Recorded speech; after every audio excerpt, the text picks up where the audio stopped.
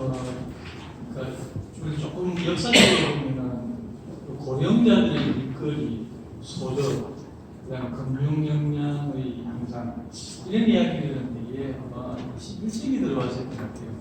20세기 때는 이런 일들, 이런 이야기를 별로 하지 않았던 것 같습니다. 그 이면에는 제가 생각할 때는 우리 사회 문화적 가치관이 크게 무너지고 있다라고 하는 것을 느낄 수 있지 않을까 싶습니다. 일반적으로 보면 제 기억으로는 한 90년대까지만 하더라도 어르신들의 경우에는 그러니까 자기 재산을 미리 자녀들에게 나눠주고 은퇴하고 나면 자녀들이 나를 부양할 것이라고 생각을 대부분 했던 것 같고요. 제 주변에 있는 많은 사람들의 경우에도 이제 대개 보면 장남들의 경우에는 결혼하고 난 다음에 집에 이렇게 데리고 있으면서 며느리가 이제 이 시부모들의 취향들을 잘 이해하도록 이렇게 교육을 이렇게 시킵니다.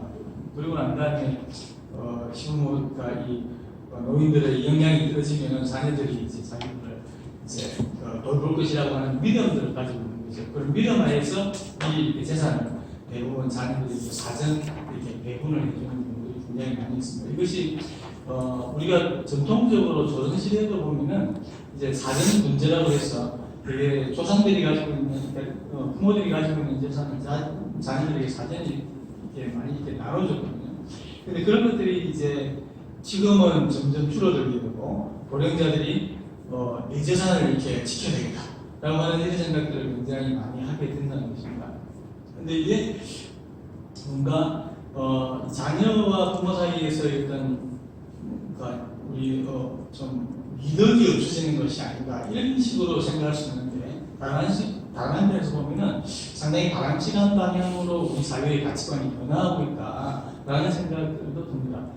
제가 그러니까 여러분 비행기 타다 보시면요, 이게 안내방송 나오잖아요. 안내방송 나올 때 몇몇 하는 말이 위기 상황이 발생했을 때 자녀가 옆에 있는데 산소 마스크를 자녀한테 먼저 씌워주라고 이야기하지 않으셨죠. 자녀 마스크를 내가 먼저 쓰고 그리고 내가 안정이 되고 난 다음에 자녀에게 산소 마스크를 씌워주라고 이야기합니다.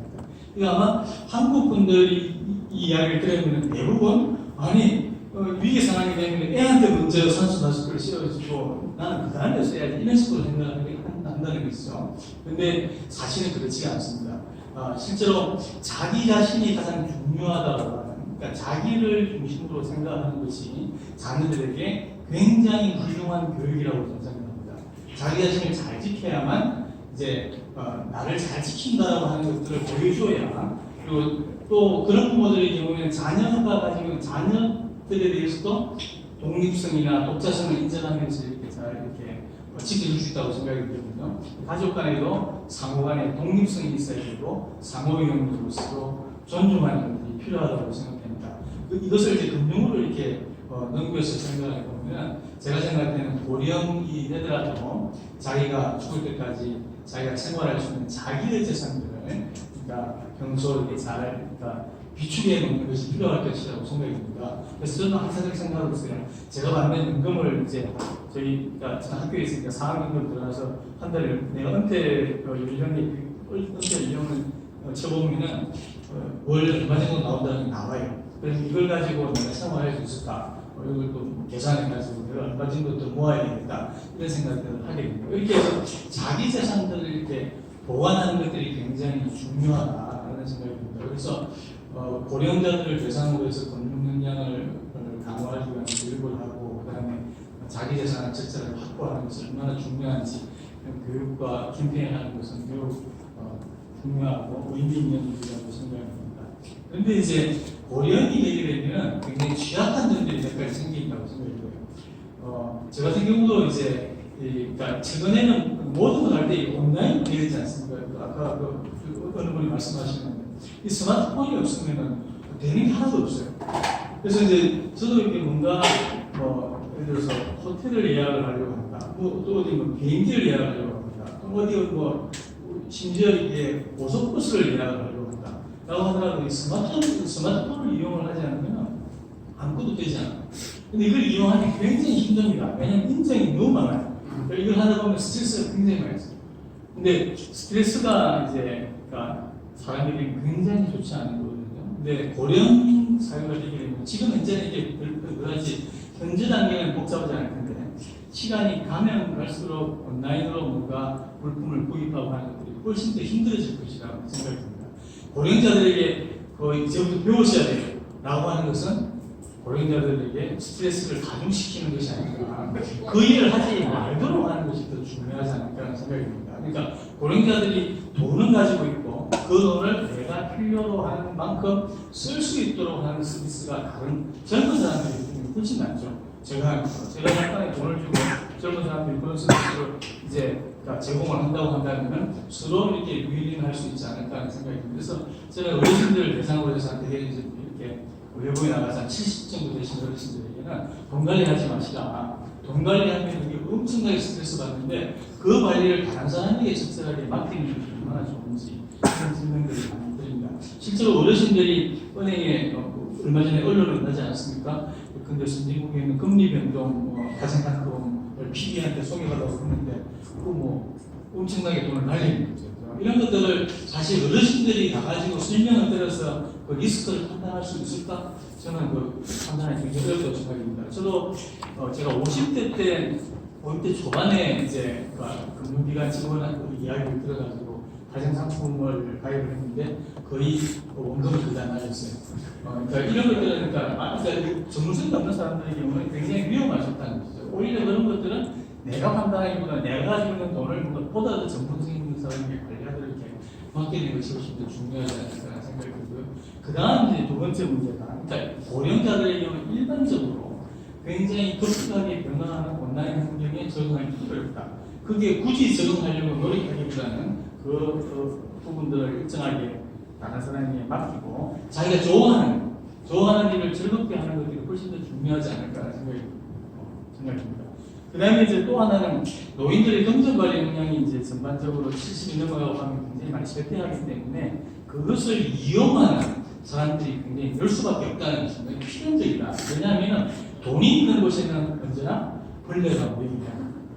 왜냐하면 그러니까 고령 세대들이 시간이 지날수록 자산들을 많이 가지고 있고 이제 그렇지 않은 세대들의 경우는 돈이 없기 때문에 필연적으로 여기 들어가가지고 그 돈을 갈취하려고 하는 그런 경향성은 피할 수 없는 것이라는 생각이 듭니다. 그래서 미국에서 2015년 트루링크 리포트라고 하는 이제 것을 보면은 노인 대상으로 해서 경제 수탈을 하는 것이 연간 약 169억 달러 정도 되는 것으로 추정을 하고 있습니다. 여기서 경제 수탈이라고 하는 것은 이제 PB한테 속아가지고 그렇게 이제 계약을 체결하는 것. 그러니까 본인이 그러니까 형식적으로는 동의를 한 거지만 실질적으로는 충분한 정보 제공 없이 또는 그런 정보를 판단할 그러니까 역량이 없는 상태에서 계약을 체결해가지고 돈이 이제 그러니까 돈을 잃어버리는 경우를 다 포함하는 것입니다.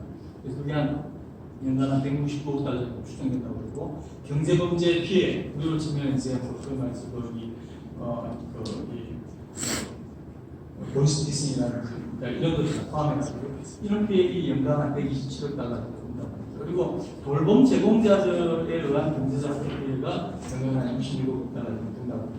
그 고령자들이 돈을 많이 가지고 있으면 있을수록 이것을 이제 뺏어가려고 하는 사람들이 늘 수밖에 없다. 그러니까 이것을 고령자들이 직접 이렇게 막는 것은 굉장히 큰 문제니까 그 역량을 초과할 수가 있다는 생각이 듭니다. 그런데 노인들이 경제적 학대 피해를 입게 되면 그 피해는 굉장히 심각합니다. 그래서 우리나라의 경우에도 보이스피싱 당하시는 이런 분들이 자살하려고 하잖아요. 그러니까 영국의 인디펜던트 리빙에서 나온 2013년 조사에 따르면 이제 노인들이 있는 경제적 학대 때문에 이제 국가가 추가적으로 지출을 해야 될 요양비 수출액이 연간 우리 돈으로 한 사람이 2,750억 정도 된다고 이야기합니다. 이게 노인들이 받는 경제적 착취나 경제적 피해가 곧바로 사회에 들어가는 겁니다. 굉장히 위험하다. 그래서 이런 것들을 이제 뭔가 좀 예방할 수 있는 시스템이 굉장히 중요한데요. 그러니까 제가 생각하는 예방 시스템 가운데서 금융기법을 활용한 것이 이제 고령자 신탁 서비스가 좀 더 활성화되는 게 필요하지 않을까 생각이 듭니다. 고령자 신탁 서비스는 고령자들이 자기가 그냥 예를 들어서 자산을 정식시키기 위한 이제 용도의 돈들은 별도로 처리하고 내가 그 돈이 없더라도 내가 죽을 때까지 내가 기대 연민 20년이나 20년 동안 내가 돈 관리하기 어려운데 부터 제가 이제 저 같은 경우는 70살부터는 돈 관리가 어려울 것이라고 생각이 드는데요. 그럼 70살부터 기대 연명을 그러니까 추정할 때 90세다라고 하면 20년 되지 않습니까? 20년 동안 그래도 나는 그냥 인간적인 생활을 하면서 살겠다라고 한다면 거기에 해당되는 돈만큼을 신탁 서비스에 맡겨놓고 내가 70살부터는 이제 매달 내가 필요한 만큼 이제 그러니까 돈이 안정적으로 지출될 수 있도록 하는 그런 서비스입니다. 이거는 자산을 증식시키는 서비스가 아니라 내가 필요로 하는 거죠. 즉 공과금을 낸다든지 병원비를 낸다든지 혹은 내가 필요한 레이션을 한다든지 상담을 받는다든지 치료를 받는다든지 이런데 그 서비스를 받는 기관에 직접 거기 있는 신탁 서비스에서 돈이 지출될 수 있도록 하는 것 이런 것들이 이제 금융기법하고 이제 서비스기법 그러니까 일종의 사회복지 서비스 같은 거죠. 두 가지를 결합시키는 것이 이제 고령자 신탁이라고 이야기할 수가 있을 것 같습니다. 이런 서비스가 발달이 되면은 그러니까 선진국에서 이런 서비스를 점점 더 많이 이용을 하고 있다 보니까 그래서 이런 서비스 발달이 되면 고령자들이 스트레스를 받지 않으면서 이제 그러니까 좀 안정적으로 살아갈 수 있지 않을까 생각이 들고요. 그런데 이런 서비스를 제공한다고 하더라도 고령자들이 그러니까 많이 아는 사람들의 경우 이런 정보에 쉽게 접근할 수 있겠지만 아무래도 정보 접근성이 떨어지는 분들의 경우에는 이런 서비스를 접근하기 어려울 것입니다. 그럴 때는 우리 이민 관장님이 계신 것 같은 이제 노인보호 전문기관에서 거기에서 그런 분들 접근해가지고 필요한 서비스를 연계해주는 그런 이제 사업들을 하게 된다면 고령 시대에 보다 더 안정적으로 그러니까 고령자들이 자립해서 즉 가족에게 그러니까 즉 자녀에게 심리적으로 지나치게 의존하지 않으면서 살아갈 수 있지 않을까. 심리적으로 자녀들에게 의존하게 되면 부모 자녀 관계가 좋아지지 않는다고 생각합니다. 심리적으로 상호 간에 독립돼 있어야 자녀 관계 그리고 가족 관계가 행복해질 수 있다고 생각하기 때문에 이런 경제자들을 예방하는 시스템에 대해서 훨씬 더 많은 관심을 좀 기울여야 되지 않을까라는 생각이 듭니다.